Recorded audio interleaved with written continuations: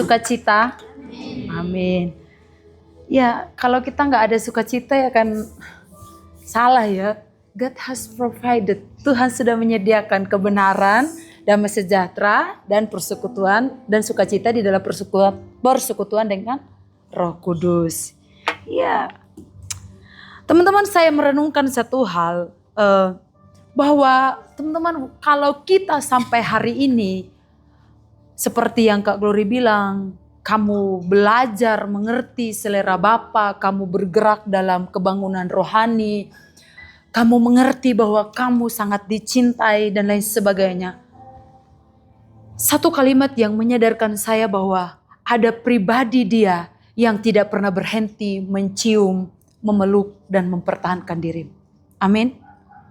Dia pribadi yang sampai hari ini, waktu kamu jatuh, waktu kamu ada di puncak tertinggi, waktu kamu ada di atas gunung, waktu kamu ada di atas lembah, yang terus berkata, ayo sebentar lagi sampai di garis finish, ayo kamu pasti bisa. Dia yang terus memelukmu, dia yang terus menciummu, dan dia yang tidak menyerah dengan hidupmu, dia yang terus mempertahankan hidupmu bahkan waktu semua orang di sekitarmu menyerah dengan hidupmu. Amin. Jadi teman-teman, kalau kita berkata bahwa aku bisa melakukan ini, aku bisa melakukan itu, aku waktu nyembah bisa menurunkan hadirat Tuhan, atau apapun bahasanya, waktu aku merenungkan, aku mendapatkan rema, waktu aku ngobrol sama anak-anak yang aku muridkan, aku bisa mengalir dengan leluasa, atau apapun. Sekali lagi, karena dia. Sekali lagi, karena dia dan bukan kita. Kenapa? Pribadinya yang tidak pernah berhenti mencium, memeluk, dan mempertahankan kita. Adakah di sini kita yang tidak pernah gagal? Adakah kita di sini yang tidak pernah jatuh? Atau adakah di kita di sini yang tidak pernah marah? Tidak pernah memberontak? Tidak pernah kecewa dengan Tuhan? Semua pernah. Tapi yang jadi kebanggaan kita bahwa dia tidak pernah berhenti dengan hidup kita. Dia terus menciummu. Dia terus mencintaimu. Dia terus memelukmu. Dia terus mempertahankan. Mari kita sama-sama buka Alkitab kita dari Yeremia 29 ayat 11 sampai 14. Ini menarik sekali. Yeremia 29 ayat 11 sampai 14.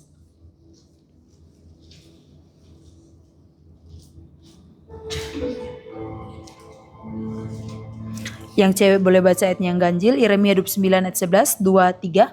Sebab aku ini mengetahui rancangan-rancangan apa yang ada padaku mengenai kamu.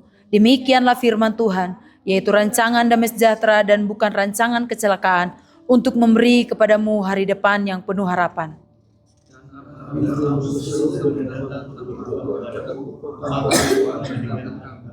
Apabila kamu mencari aku, kamu akan menemukan aku. Apabila kamu menanyakan aku dengan segenap hati. Demikianlah firman Tuhan.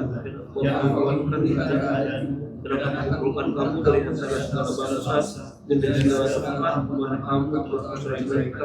Demikianlah firman Tuhan. Aku akan membanyakan kamu tempat yang dari mana aku membuat kamu. Ya, thank you teman-teman. Sebab aku ini mengetahui rancangan-rancangan apa yang ada padaku. Dia ngomong, aku ini tahu rancangan apa yang ada di dalam diriku, di dalam dirinya, mengenai kamu. Jadi kalau kita bisa tahu apa yang jadi destiny kita, jadi kalau kita bisa tahu apa yang jadi panggilan hidup kita, jadi kalau kita tahu apa yang jadi rencana Tuhan di hidup kita. Karena apa? Karena Dia yang memberitahu ke kita. Bukan karena kita mengusahakannya atau apapun. Dan apabila, ayatnya yang ke-12, dan apabila kamu berseru dan datang untuk berdoa kepadaku, maka aku akan mendengarkan kamu. Waktu kamu datang, Tuhan mendengarkanmu. Artinya siapa lagi yang melakukan? Dia yang melakukan lagi untukmu. Apabila kamu mencari aku, kamu akan menemukan aku. Apabila kamu menanyakan aku dengan segenap hati, aku akan memberikan kamu menemukan aku. Waktu kamu cari aku, kata Tuhan, aku akan memberikan kamu menemukan aku. Contoh, Krisya cari aku. Nanti aku ada di sini. Dia mau dicari. Bukan karena dia mau main petak umpet. Tapi waktu kamu cari, dia bukan pribadi yang bersembunyi lama untuk kamu kesulitan mencari. Tapi dia membiarkan dirinya ditemukan. Jadi itu bukan karena effort kita. Rancangan, dia punya rancangan di setiap hidup kita. Dia punya destiny di hidup kita. Dia punya rencana di setiap hidup kita. Dia kasih rencana di A, di B, di C, beda-beda.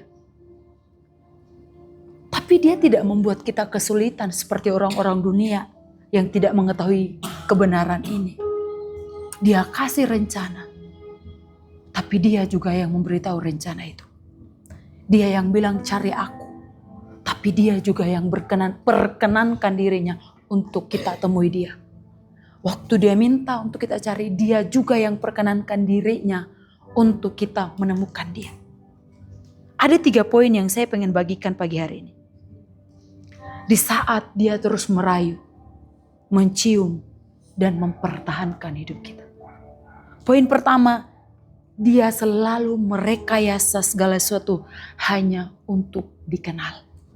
Mari kita buka Keluaran 33 ayat 20 sampai 23. Keluaran 33 ayat 20 sampai 23.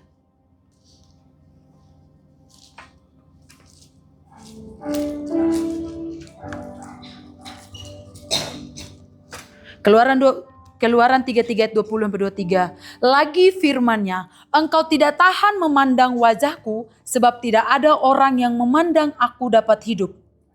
Berfirmanlah Tuhan, ada suatu tempat dekatku di mana engkau dapat berdiri di atas gunung batu. Apabila kemuliaanku lewat, maka aku akan menempatkan engkau dalam lekuk gunung itu, dan aku akan melindungi engkau dengan tanganku sampai aku berjalan lewat. Kemudian aku akan menarik tanganku dan engkau akan melihat belakangku, tetapi wajahku tidak akan kelihatan. Di sini bicara tentang apa? Bicara tentang Allah. Ini kan bicara di kisah PL ya. Bahwa kalau kita berpandang muka dengan dia, kita akan mati. Dan Tuhan sendiri bilang kepada Musa, kalau kau lihat aku, karena Musa bilang perlihatkanlah kemuliaanmu kepadaku. Tapi Allah bilang begini, kalau kamu lihat aku, kamu lihat kemuliaanku, kamu akan mati. Tapi apa yang terjadi? Dia perkenankan dirinya, dia berkenan untuk dikenal, dia merekayasa segala sesuatu. Sekali lagi melihat kemuliaannya artinya mati. Tapi dia bilang apa? Berfirmanlah Tuhan, ada suatu tempat dekatku di mana engkau dapat berdiri di atas gunung batu. Apabila kemuliaanku lewat, maka aku akan menempatkan engkau dalam lekuk gunung itu, dan aku akan menudungi engkau dengan tanganku sampai aku berjalan lewat. Kemudian aku akan menarik tanganku dan engkau akan melihat belakangku, tapi wajahku tidak kelihatan. Artinya apa? Siapa yang melakukan? Apakah Tuhan bilang, kau berusaha Musa, kau cari batu, kau sembunyi, nanti pas saya sudah lewat, baru kau lihat belakang? Tidak.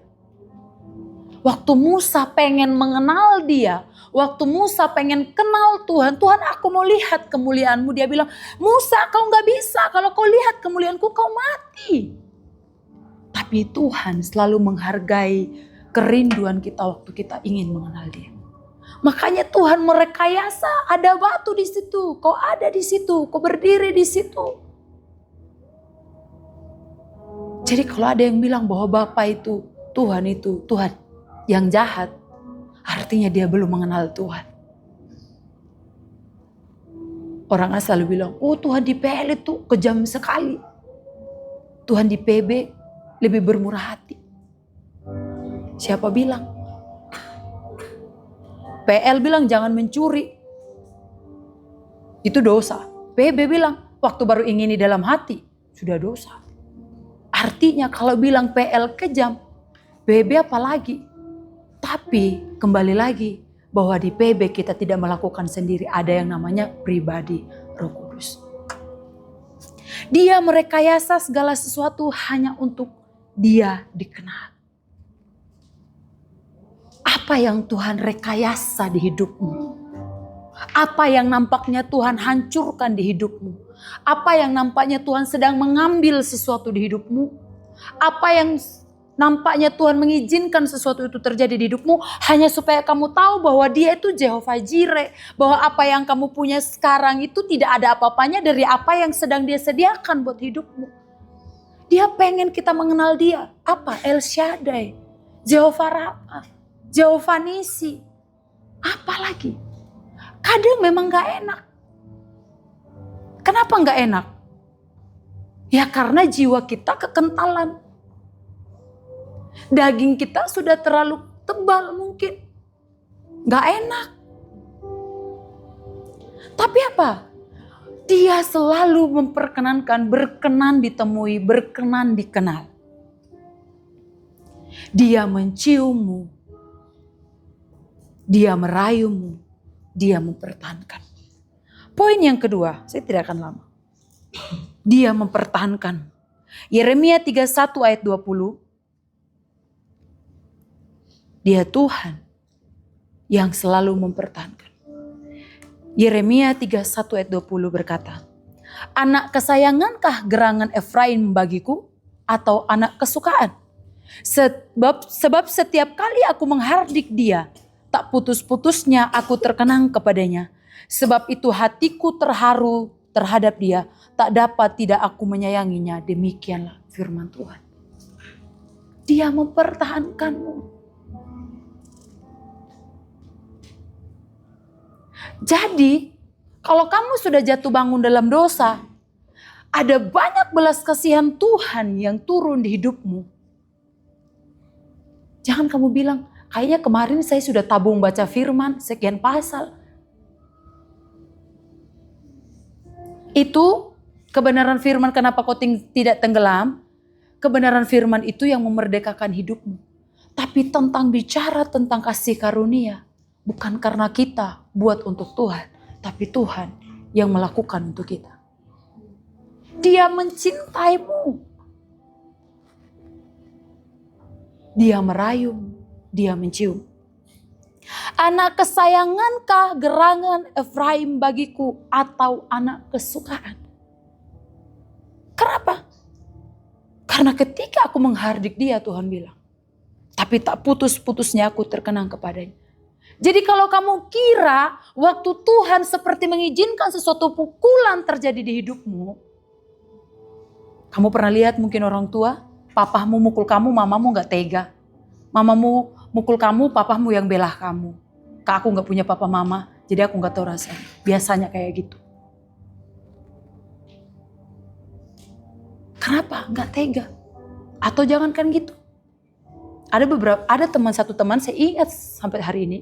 Kami kalau misalnya mentor, dia bilang gini. Dia pernah ngamuk sama satu teman hanya karena temannya ini dibully sama orang lain. Kenapa dia dibully? Kenapa dia ngamuk? Karena dia bilang saya tahu rasanya dibully. Itu aja baru teman loh. Bukan orang tua yang melahirkan darah daging. Apalagi Bapa yang menciptakanmu dengan jari jemarinya. Dia mempertahankan. Jadi kalau hari ini seperti kamu sedang dipukul, dihancurkan. Firman-Nya berkata karena kamu bukan anak gampangan.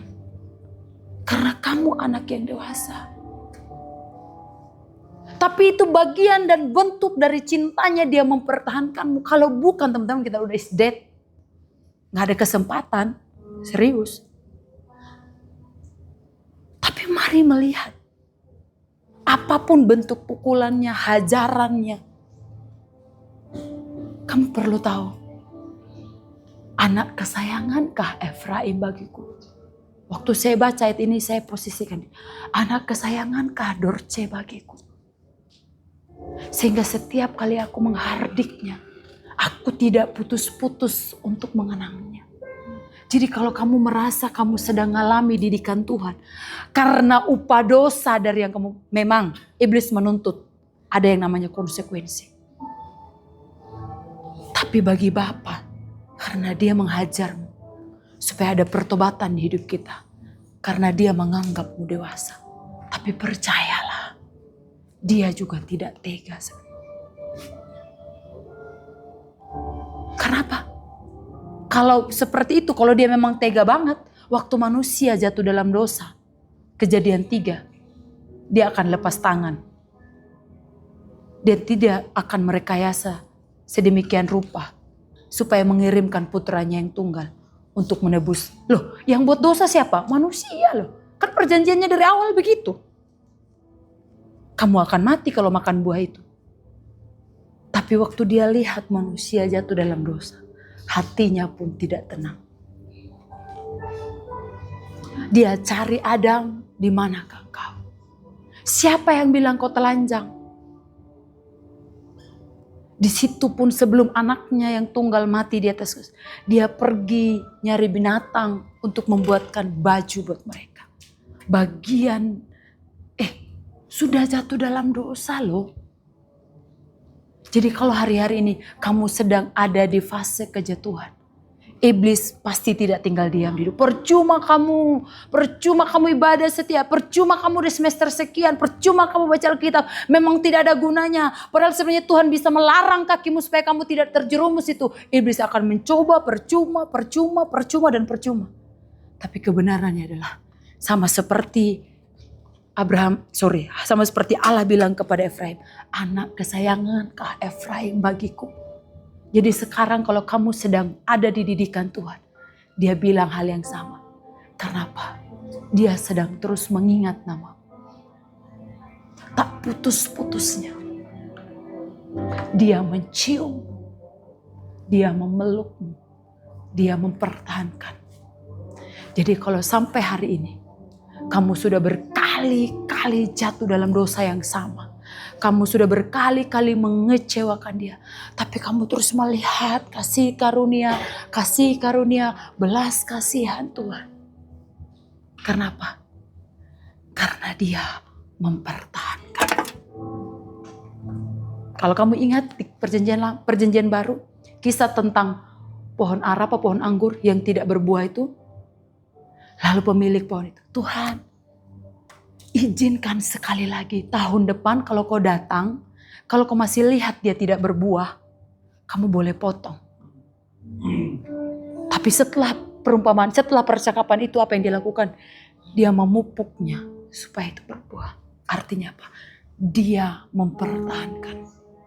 Itu bicara tentang siapa? Bicara tentang Tuhan. Manusia terbatas. Kalau bukan karena Roh Kudus yang bekerja dalam dirinya, hari ini dia masih bisa sabar. Besok dia meledak. Atau terserah. Saya sudah capek. Biar Tuhan yang turun tangan dengan hidupnya. Kenapa? Karena dia mencium, memeluk dan mempertahankan. Poin yang terakhir. Dia bukan hanya berkenan untuk ditemui, dikenal. Dia bukan hanya terus mencium, mempertahankan, memeluk kita. Tapi ada sebuah destiny yang besar di hidup kita. Untuk menjadi generasi-generasi penuntas. Partner-partner pribadinya untuk bekerja di dalam lawatan. Poin yang ketiga, dia memanggilmu untuk jadi generasi penuntas. Saya selalu ingat apa yang Papi bilang. Bahwa Yusuf, waktu dia dipertontonkan untuk dipilih jadi hamba. Dia bukan hanya berhenti dipakaikan baju. Tapi dia ditata, dipersiapkan. Untuk jadi apa? Untuk jadi Perdana Menteri. Jadi Tuhan bukan hanya sekedar mencium, memeluk dan mempertahankan. Tapi ada sebuah rencana seperti tadi yang kita baca di ayat yang pertama. Rancanganku. Dia punya rancangan yang besar buat hidup saya dan teman-teman. Menjadi generasi penuntas. Ini menarik sekali ayat ini. Yosua 10 ayat 12 sampai 14.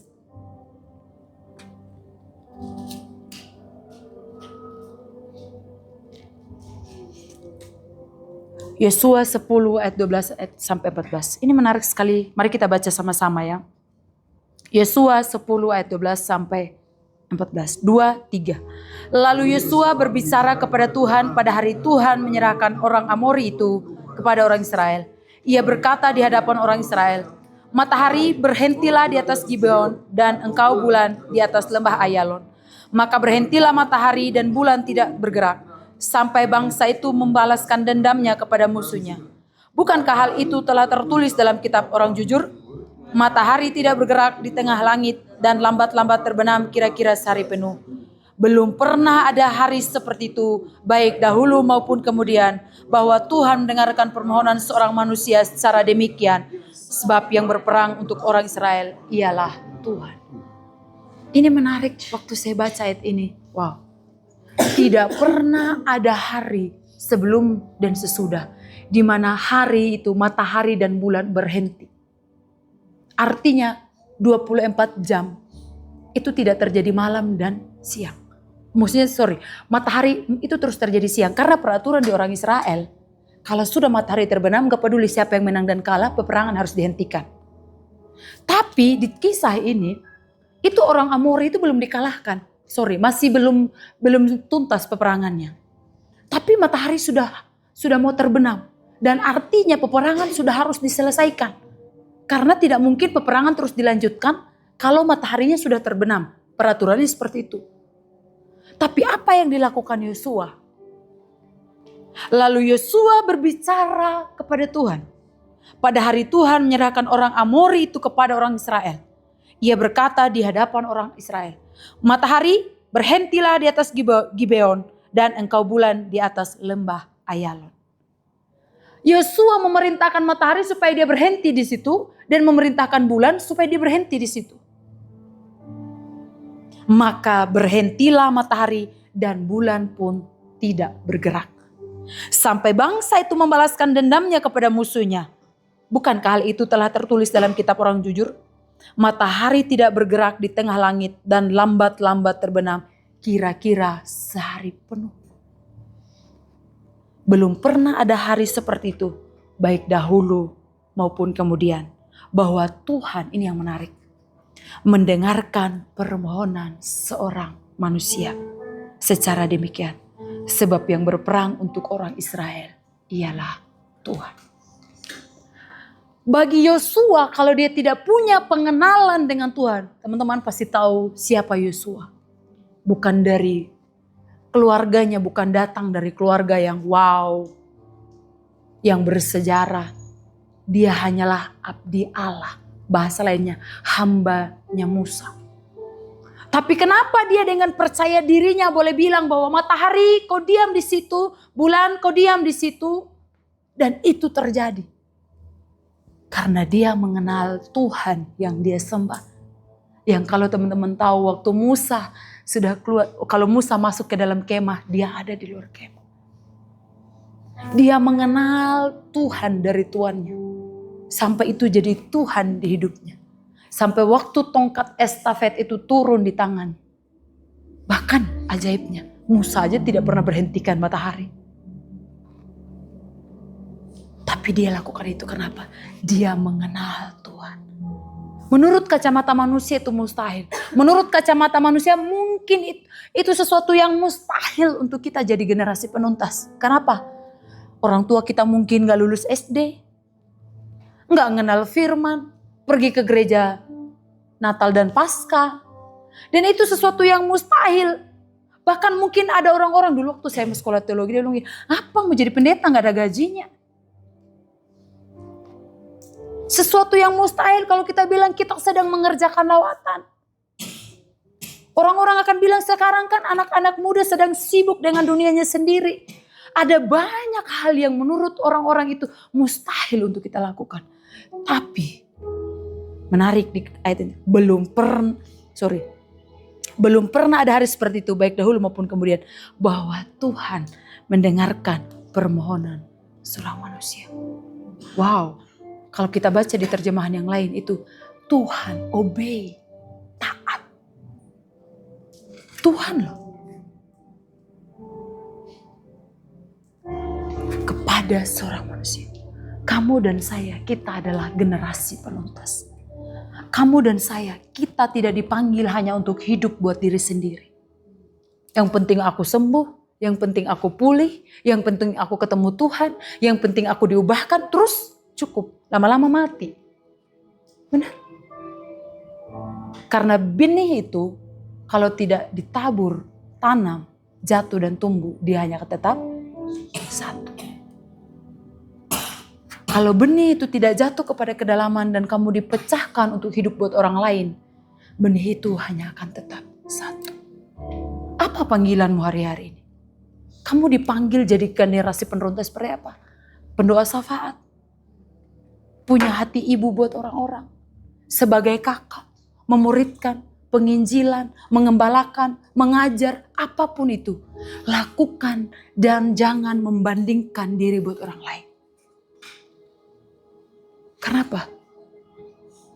Bukan tentang wownya menurut manusia. Tapi tentang apa yang Tuhan bilang dan kamu melakukan ketaatan. Jauh lebih besar nilainya daripada pujian dan tepuk tangan manusia. Tentu kita tidak akan pernah bisa dari diri kita sendiri. Bahkan waktu dari awal mula kita bertobat untuk menghampiri Tuhan saja. Kita gak bisa. Beberapa hari 2 hari yang lalu atau kemarin itu saya posting story. Di situ. Waktu kita masih dalam kegelapan, kita melihat semuanya it's fine. Baik-baik saja. Tapi waktu terang itu datang, disitulah kita melihat kacau balau. Tapi kalau bukan karena Roh Kudus yang menolong kita untuk menghampiri Dia, kita hanya akan dipenuhi dengan ketakutan dan rasa bersalah dan tidak tahu diri ini. Sampai Rohnya yang memampukan kita menghampiri Dia. Tahu-taunya sejak paragraf pertama Dia sudah menunggu dan mencintai kita. Dia sudah menantikan kita. Kita bergulat. Oh, nanti Tuhan ampuni aku enggak ya? Tuhan menerima aku enggak ya? Ternyata kita habiskan waktu kita bergulat di situ. Rupa-rupanya sejak paragraf pertama tadi waktu kita masih dalam kegelapan, Dia sudah menunggu dan menanti kita. Dia terus mencium, merayu, dan memeluk dan mempertahankan kita. Oh, berarti Tuhan itu memanfaatkan. Enggak. Justru kadangkala kita seringkali memanfaatkan Tuhan. Karena ketidakmengertian. Karena ketidakpengetahuan kita. Saya tutup dengan ayat ini. Yesaya 49 ayat 16 sampai 17.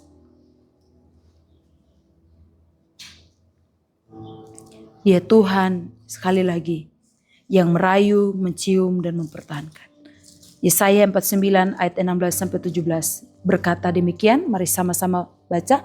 Lihat, aku telah melukiskan engkau di telapak tanganku, tembok-tembokmu tetap di ruang mataku. Orang-orang yang membangun engkau datang bersegera, tetapi orang-orang yang merombak dan merusak engkau meninggalkan engkau. Gak usah capek mengukur-ngukur banyaknya salah orang. Oh, kayaknya aku gak cocok sama si B, berteman dan berpartner dengan si B. Soalnya hobinya dia kayak gitu. Kamu kenali Tuhan, jalan dengan Dia. Dia bertanggung jawab, lihat aku melukiskan engkau di telapak tanganku. Tembok-tembokmu tetap di ruang mataku. Tuhan yang mana lagi yang so sweetnya kayak gini. Orang-orang yang membangun engkau. Waktu fokus kita Dia. Orang-orang yang membangun engkau datang bersegera di hidupmu. Dia kirim. Tetapi orang-orang yang merombak dan merusak engkau akan meninggalkan engkau. Apa? Siapa yang lakukan? Tuhan. Saya tertarik, saya ingat sekali seseorang pernah berkata, kalau Tuhan mengizinkan seseorang pergi dari hidupmu, bersyukurlah. Karena Tuhan mendengar apa yang mereka bicarakan dan kamu tidak mendengar itu. Makanya Tuhan izinkan orang itu pergi. Dia menciummu, merayumu, dan mempertahankan. Jadi, apakah ada yang perlu kita banggakan? Selain Kristus yang kita banggakan di hidup kita, enggak ada. Dia yang berkenan ditemui. Dia yang mempertahankan kita, makanya sampai hari ini masih bisa nyembah, masih bisa berdoa, berdiri buat generasi, deklarasi, bersyafaat. Diberkati, apakah karena usaha kita? Enggak. Dia memang sudah dari dulu Jehovah Jireh. Kita sukacita, apakah karena kita hari ini pakai bajunya yang matching? Bukan. Karena Dia shalom kita. Dia sang damai sejahtera. Waktu kita di dalam Dia, Jehovah Jireh yang menyediakan 9 buah roh, pengenalan, keintiman. Gak usah membandingkan, kok pengenalanku masih segini-segini. Yang penting kamu terus tinggal jadi dalam Dia. Itu akan terus ditambahkan. Itu akan terus bertumbuh. Itu akan terus berbuah. Berhenti membandingkan diri orang lain. Kok nampaknya pelayanan dia sudah memberkati banyak orang, kok aku belum. Jangan-jangan sebenarnya kamu durian. Memang butuh beberapa tahun baru kelihatan buahnya. Jangan cepat tawar, terus jadi berhenti dan menyerah. Mungkin dia mangga kali. Apa kali? Makanya kenali Tuhanmu supaya kita kenali destiny kita dan panggilan kita di dalam Dia. Supaya kita tidak menghabiskan energi dan waktu kita untuk membandingkan diri kita dengan orang lain. Aman. Kenapa berharganya kamu di hadapan Tuhan bukan tentang apa yang kita hasilkan, yang kita pakai dan apa yang kata orang. Tapi sejak semula, waktu kita belum bisa berbuat apa-apa, Dia mencintai, menunggu dan menerima kita. Amin. Dia merekayasa segala sesuatu untuk dikenal. Untuk Dia dikenal. Kedua, Dia mempertahankan. Yang ketiga, Dia memanggil kita menjadi generasi penuntas. Tuhan Yesus memberkati.